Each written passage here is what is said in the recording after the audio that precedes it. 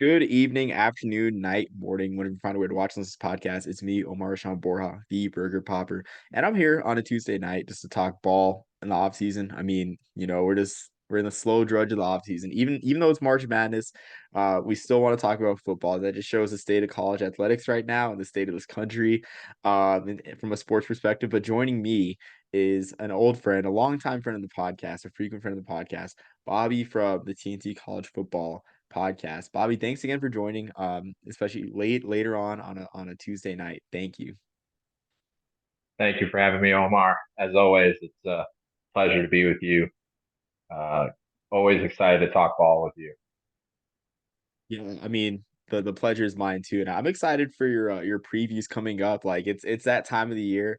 Your team by team previews whenever they happen, like it's just it's a nice countdown to the season like that we're getting. So, I know that's coming up the exact date. I'm not sure if you said it on Twitter, but I know it's coming up like fairly soon. Usually, I start posting them in, I want to say June, but we're gonna be having a baby in June, so I'm still trying to figure. I'm gonna have to figure that out. Yeah, very important. More important than 100 than the 133 team preview, which like honestly at least kind of how many FBS teams there are. Like I think it's 133. 134 with Kennesaw State. Kennesaw State. Okay, yeah, I miscount. Like I thought it was 132 last year, but I know Kennesaw State's joining. But okay, yeah. So just be on the lookout to that for my listeners slash viewers for Bobby's previews. They may be moved up a little bit, just given those big life events, which also too, like how rude to be. Congratulations on Thank the you, addition to your thank you. family ahead of time. Truly a blessing. So Absolutely. yeah, I mean, I'm excited for you. Um, so going on to our main topic, our off-season topic, I don't think it'll be a long discussion today, but a few weeks ago, Army scheduled UConn, or they amended their series slash added a game with UConn, or whatever the terminology is. But now, UConn will play Army in the 2027 season, and along with the 2033 season on Thanksgiving weekend, actually. So I know that the AAC schedule makers will love handling Army in 2033 because I know this year's schedule is kind of a doozy with Army having games against Air Force and Notre Dame in November. So things should be fun for them in 2033 from that schedule. But with that, that's kind of a surprise, at least from Army perspective, because as just mentioned, Army joined the American, but it's a surprise because our athletic director, Mike Buddy, had mentioned in the past that the scheduling philosophy for Army in the future for the further non-conference games would be one power conference team and one FCS team, which I'm against the FCS team. Like I love us playing the Patriot League, but I also feel like it's not necessary. You can, I guess, Army fans can come at me in the comments below. I don't think it's that, I guess, pressing or hot an issue, but it's just my opinion. Um, so I guess Bobby, I just want to know your thoughts on the Army, on I guess Army keeping the Yukon series, and from an outside perspective, your thoughts on Army's scheduling philosophy. Well, personally, I love it from a UConn perspective because I want to keep as many of the Northeast, well, let's call it Northeast rivalries as we can.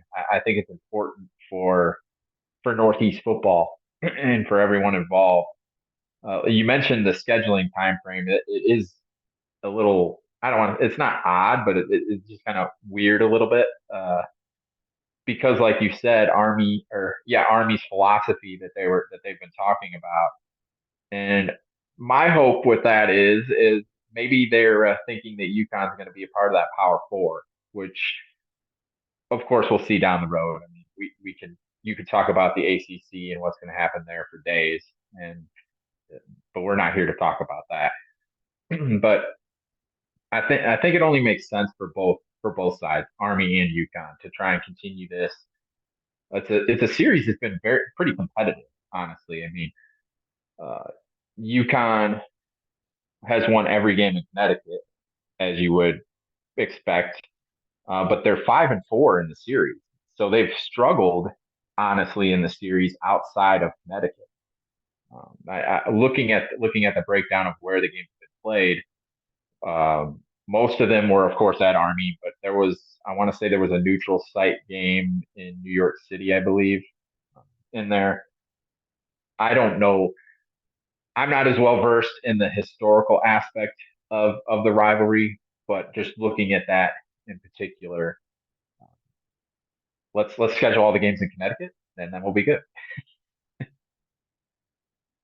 Yeah, that's a pass for me scheduling games in Connecticut. But I think it's interesting you mentioned about UConn being like the Power Four, and I know that I know the scheduling happened before.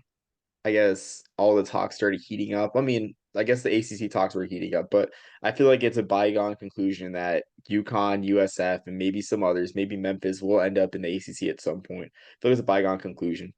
So that definitely could have been um on Mike Buddy, RB athletic director's mind for sure.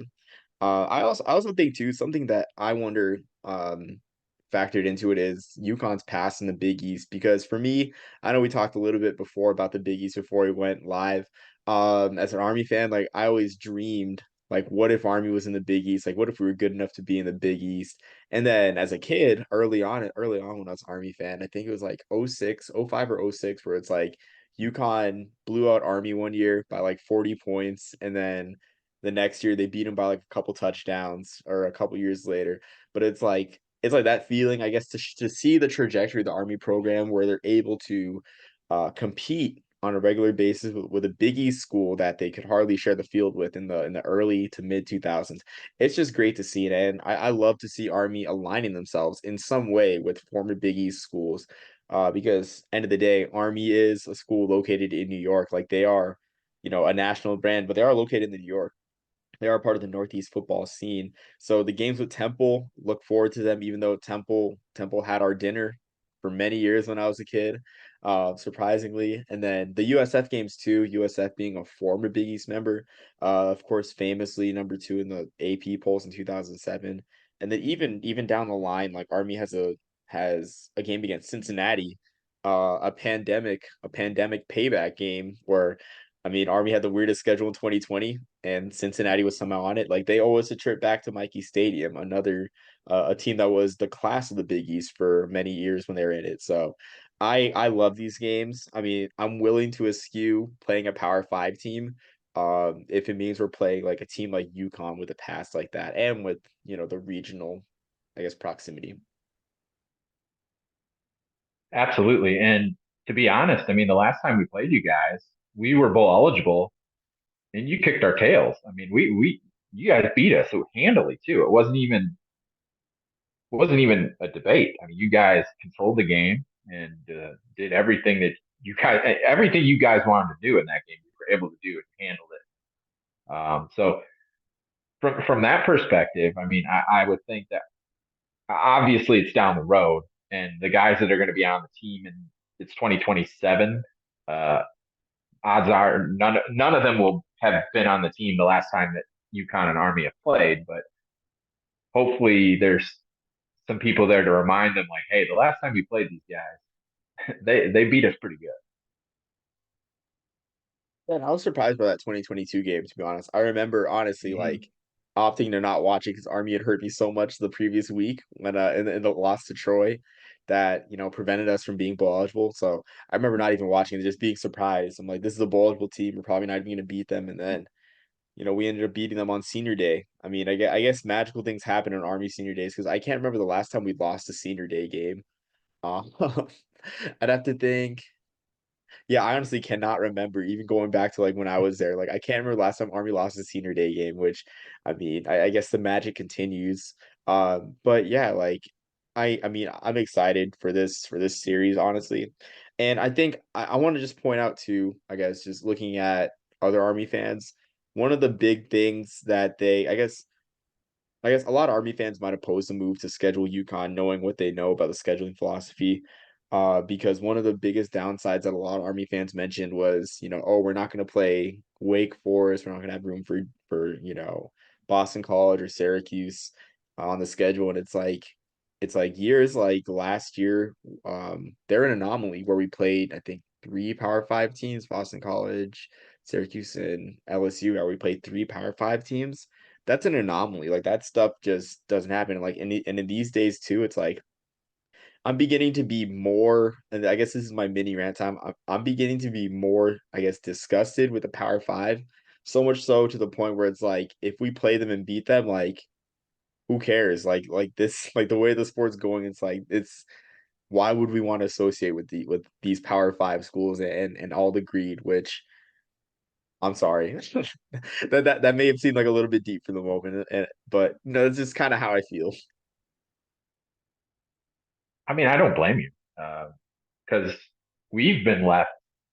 UConn has been left at the altar per se at least two times, two or three times when it comes to the conference realignment talks. I mean, it's been reported, and I've been told by some people that I trust that UConn had a deal and was going to be joining the Big 12.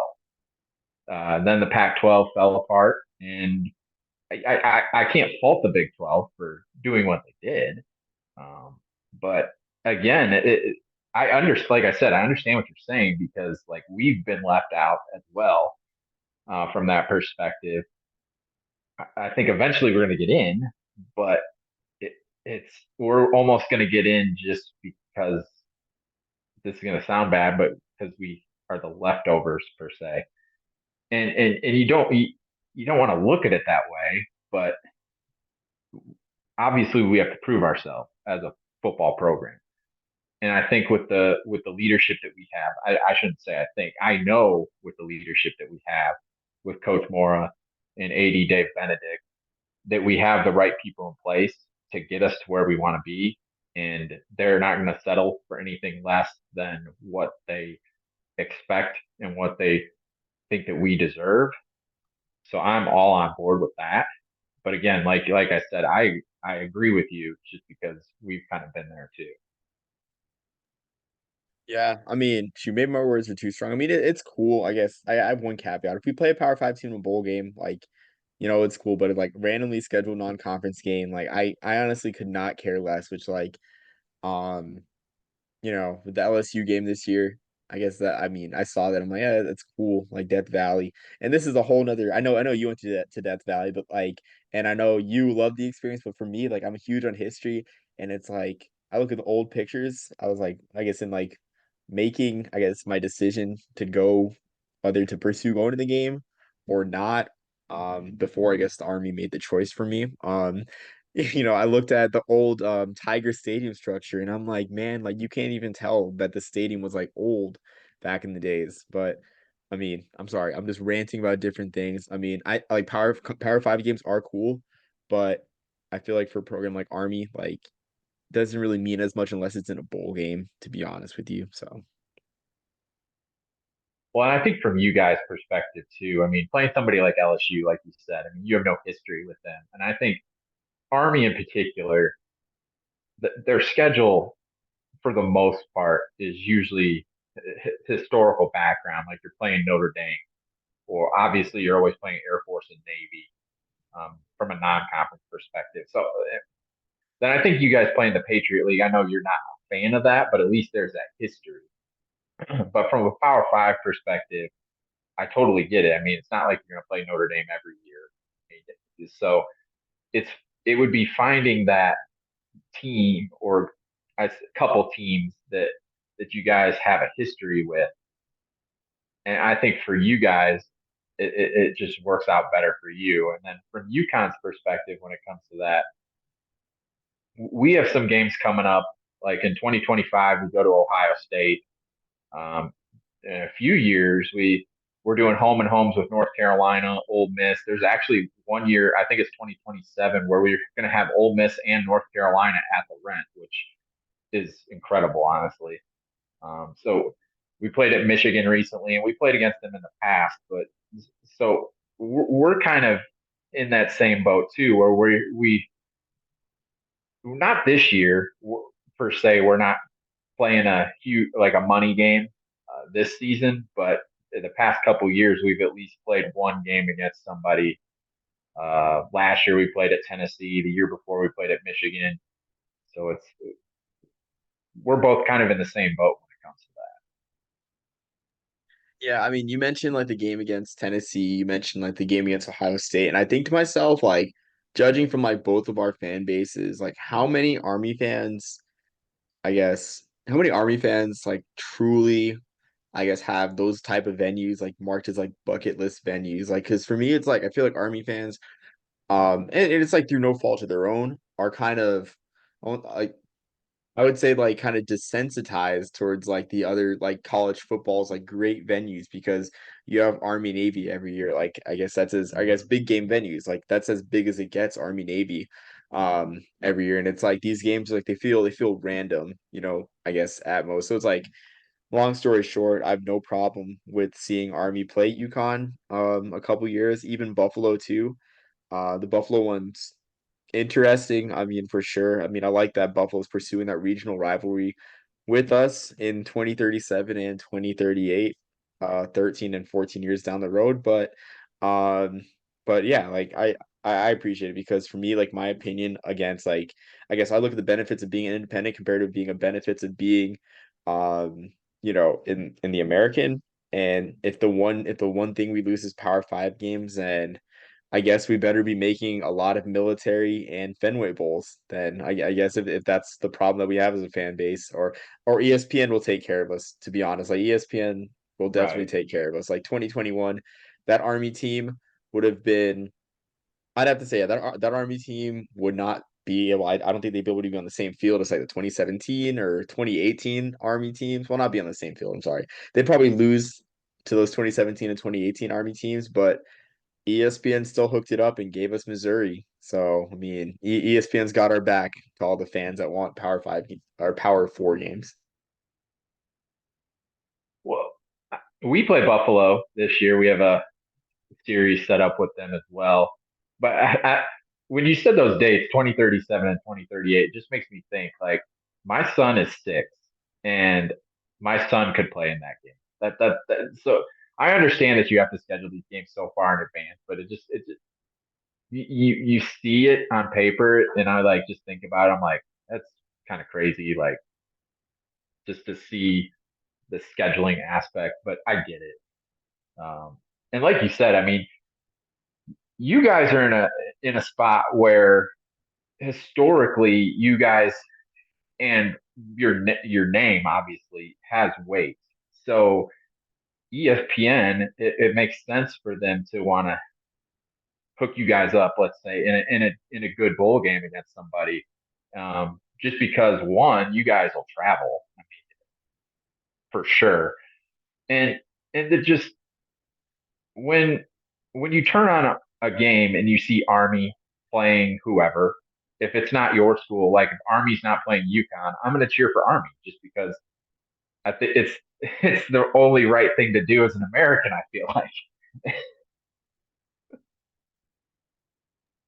Yeah, I think it's you talk about weight too, and it's like I've been really impressed with like UConn's non-conference schedules through the years, because I honestly the time in the Big East like holds weight, like the fact that you're able to get home and homes with Duke, home and homes with I think Purdue and North Carolina State, over the past couple years of independence, like that's like it's just good to see. Like I mean, I feel like you guys are not in a I feel like you guys are in a I guess not in the unenviable position that UMass was, where you guys have like some credibility, where UMass is essentially just banking on some great years in the Yankee Conference and CAA to like form schedules. But I mean UMass is good to go now, but I mean obviously the Big 12 or I guess the Big East tenure holds credibility, and it also doesn't hurt that I'm sure local UConn fans have an issue with having to travel to Hartford for home games, but playing in a 38,066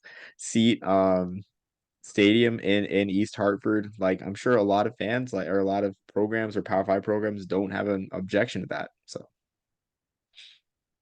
Right, absolutely. And like this year, we have Wake Forest coming, um, and then we have a home and home with Maryland. We go to Maryland this year. Like you said, I mean we've been able to schedule some of these games, some of these home and homes that really are impressive, honestly. And like you said, I think being in the Big East and the UConn name and brand means something, which always like makes me wonder. Like I understand that the past 10 or so years of UConn football have been down.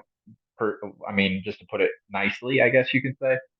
Um, but at the same time, like we're still able to get these brand name games against really good programs. And recently, we've been able to compete with those programs. And this year, I really think that we're going to be able to not only compete but win. Um, moving forward too, I think we're set up well for that. We're going to have a new offensive coordinator this year, so that'll be interesting to see. That just happened too, a couple days before spring practice started. So that it'll be interesting to see how that goes. Um, we hired our offensive line coach, Gordon Samus, and he he in the past has run the same type of stuff that we've been running. So I don't think there's going to be huge changes to it, but we're going to have different emphasis, I would say. And I think Jim Moore is going to have a big hand in it as well. Yeah, I'm not sure what happened last year, but I believe it's just like a minor setback to what's coming for UConn, honestly. Mhm. I personally think we had a target on our because we were the school talked about as being one of those Power Five programs potentially joining the Big 12. And I think a lot of the teams that we played from the Group of Five perspective saw that and were kind of like, hey, why does UConn deserve that more than any of us? And I think that kind of put a target on our back. And you could just see that some of those teams played up against us. And to their credit, they played really well. And I think we're going to be able to adjust to that, and we're going to be in good shape. Yeah, no, I definitely agree. I'm excited to see just the improvement this year. And especially those Power Five games too. I mean, see how you guys, hold up, especially I mean against bowl teams like Maryland. The Maryland game will be interesting without Talia Mm-hmm. Tagovailoa at quarterback, even though Billy Edwards Jr. is no slouch. But yeah. He's actually off to the NFL now. Talia is. Oh yeah, Talia. Oh yeah, Talia. Yeah. Yeah. I know that was an interesting situation. I know he tried to get an extra year, and even Yeah. I was Yep. scratching my head. I'm like, I'm not sure. I'm not quite sure that's how it works, my friend. Like, Right. Right. Might as well try. Everybody else does. So hey, yeah, why not? it's like I didn't know at the time that the pandemic was gonna happen, and that I shouldn't take these garbage time snaps against Duke in 2019. But it's just interesting. But I'm excited for that one, really. Um, but It's on I my think. birthday too. Oh, it is okay. Okay, Yeah. yeah, that one definitely even though Maryland Stadium doesn't really wow me, to be honest, but I mean, No. yeah, like I mean it definitely would be a cool experience for sure. I mean, um but yeah, I don't think I have anything else to add, Bobby, if you want to take some time to promote the TNT College Football podcast or anything else. I appreciate that, Omar. As always, thank you for having me on. It's always a pleasure to be talking with you. And yeah, like you said, I mean, I would love everybody who's listening. Feel free to follow me at TNT College Foot One on Twitter or X. You can listen to my podcast on Spotify. Um, just I try to cover things from a national perspective. Of course, I have a weekly UConn show as well, so that's why I love talking about UConn football. Um, it's I've become very passionate about it, and it's something that I love. And again, like I said, thank you, Omar, for having me. And again, feel free to follow me. It's greatly appreciated. Yeah, absolutely. The pleasure is always mine. And I mean, one more note on your UConn coverage. I remember listening on the way to work the week after the Utah State loss, which I remember like watching on my phone live with my brother, like when we were on the way back from Uh, this flag football game, and like the passion in both you and Pete's, like the passion and like disappointment in both you and Pete's voices, like I felt it, and like I felt bad like for UConn fans. I was like, man, like that's just I wouldn't wish that on my worst enemy. Like what happened like to you guys, and like just seeing the coverage, like I mean, I enjoyed the passion. I enjoyed the passion of how you guys covered it, and professionalism too, for that matter. That was a tough one, that's for I sure. know that's like when anyone mentions a Troy game to me. That one, it's like yeah, it's that one keeps me awake at night. But no, thanks again for joining, Bobby. Already can't wait for the next time. And for everyone watching or listening, thanks for tuning in. I'm the Burger Popper. Peace, love, and soul.